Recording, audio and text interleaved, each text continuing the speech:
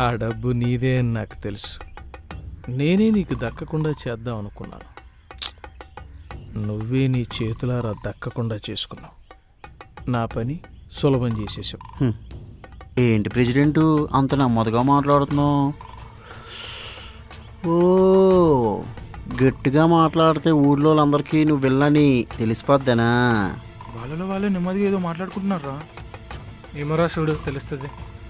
రాంబాబు, ఊరందరి ముందు డబ్బు నాదే అని ఒప్పుకున్నా దానికి సాక్షి ఏంటి అని నిలదీసి అడుగుతావు. నా దగ్గర సాక్ష్యం లేదు. ప్రెసిడెంటు, మా నాన్న కష్టపడి సంపాదించిన డబ్బు అది ఎలా రాబట్టుకోవాలో నాకు బాగా తెలుసు. ఏంటి నాన్న, నేను ముందు నుంచే చూస్తున్నాను. మీరు కావాలనే పెంటరావుని టార్గెట్ చేస్తున్నారు. చెయ్యిక మీ ఇద్దరు వేస్తున్న వెధ వేషాలు చూస్తా ఊరుకుంటాననుకున్నావా?